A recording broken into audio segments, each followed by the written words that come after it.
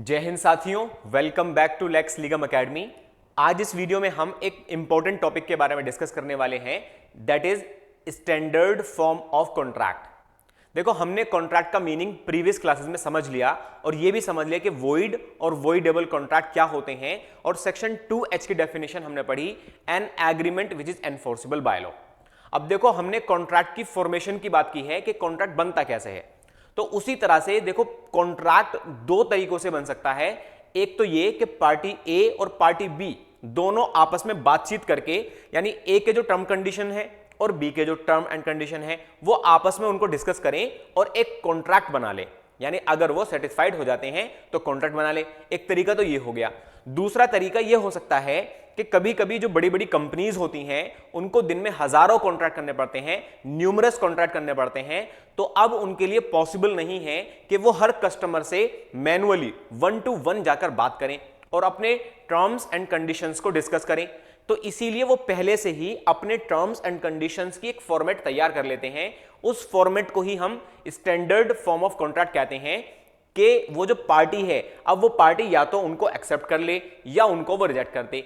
इसीलिए इनको हम टेक इट और लीव इट कॉन्ट्रैक्ट भी कहते हैं, यानी या तो पार्टी उनको एक्सेप्ट कर सकती है या फिर उनको रिजेक्ट कर सकती है। जैसे एग्जांपल के लिए हमने यहां पर एक उदाहरण लिया है, standard form for real estate contract. यहां पर इन्होंने पहले से ही अपना एक कॉन्ट्रैक्ट तैयार कर रखा है कि हमारे टर्म्स एंड कंडीशन ये होंगे और पार्टी जो है उन पर अपने सिग्नेचर कर देंगी। इसीलिए इसको हम कहते हैं कि पार्टी या तो इनको एक्सेप्ट कर सकती है या इनको रिजेक्ट कर सकती है। ये प्रीसेट कॉन्ट्रैक्ट होते हैं, यानी पहले से ही इनके अंदर सेट कर ले जाते हैं टर्म्स एंड कंडीशंस को, और पार्टी के पास इतनी पावर नहीं होती कि वो उनको नेगोशिएट कर सके। अब देखो, ये जो हमारे स्टैंडर्ड फॉर्म ऑफ कॉन्ट्रैक्ट हैं, ऐसा तो नहीं होगा कि ये जो बड़ी बड़ी कंपनीज होती हैं वो उनके फेवर में हो। इसीलिए जो है उनके लिए कुछ स्टैंडर्ड भी होने चाहिए, यानी उसके अंदर कुछ टर्म्स एंड कंडीशंस ऐसे होने चाहिए जो किसी कस्टमर के इंटरेस्ट को वायलेट ना करें, यानी कस्टमर की प्रोटेक्शन वहां पर होनी बहुत जरूरी है। इसीलिए इसके कुछ फीचर्स होते हैं, जिनमें सबसे पहला फीचर आता है बार्गेनिंग।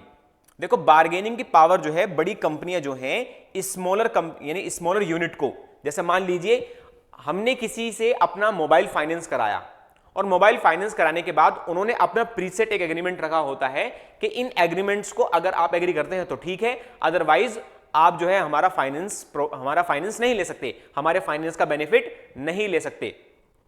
तो इसमें क्या होता है कि बार्गेनिंग की पावर जो है अनइक्वल होती है, अनइक्वल बार्गेनिंग पावर, यानी उनके पास जो है बराबर पावर नहीं होती। यानी सारी की सारी बात जो है एक बड़ी कंपनी की, एक जो ग्रेटर कंपनी है उसकी होती है, और स्मॉलर जो कस्टमर होते हैं उनके पास जो है कम ही पावर होती है। लेकिन ऐसा नहीं होगा कि वो कुछ भी उसके अंदर लिख देंगे, वहां पर कस्टमर का प्रोटेक्शन होना बहुत जरूरी है। तो फर्स्ट फीचर हम ये लिखेंगे।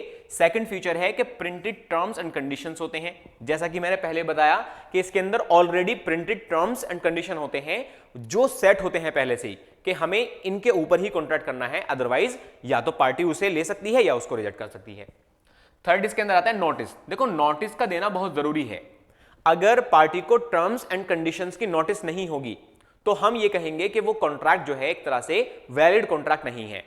जैसे आपने कभी कोई ऐप ओपन किया, तो ऐप जब हम स्टार्ट करते हैं तो उसमें आता है एक्सेप्ट टर्म एंड कंडीशन, या हम कोई ऑनलाइन वेबसाइट विजिट करते हैं, उसमें कोई फॉर्म भरते हैं तो नीचे एक कॉलम बनी होती है इस तरह से, एक्सेप्ट या एग्री करके, एग्री, तो हम वहां पर टिक कर देते हैं और फिर जो है प्रोसीड करते हैं आगे।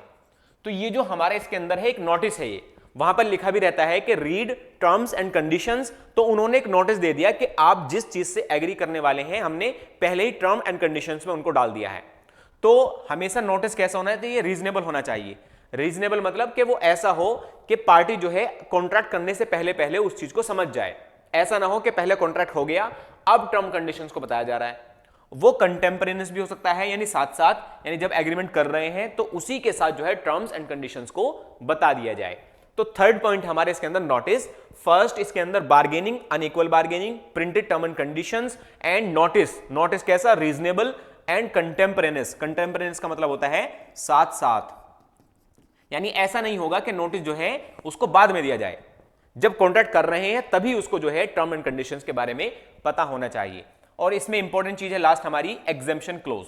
तो देखो एग्जम्पशन क्लॉज जो है, हमने अभी सेक्शंस पीछे पढ़े थे वीडियो के अंदर कि कोई भी ऐसा एग्रीमेंट नहीं बनाया जाएगा जो एक पार्टी को दूसरी पार्टी के ऊपर जो कॉन्ट्रैक्चुअल ऑब्लिगेशन है, यानी जो कॉन्ट्रैक्ट में राइट क्रिएट हुए हैं। जैसे मान लीजिए ए ने बी से एग्रीमेंट किया, मैं तुम्हारी प्रॉपर्टी खरीदूंगा, और बी ने जो है एक्सेप्ट कर लिया, लेकिन बाद में बी ने उसका ब्रीच ऑफ कॉन्ट्रैक्ट कर दिया, यानी अब बी की जो ऑब्लिगेशन है वो उसने फुलफिल नहीं की।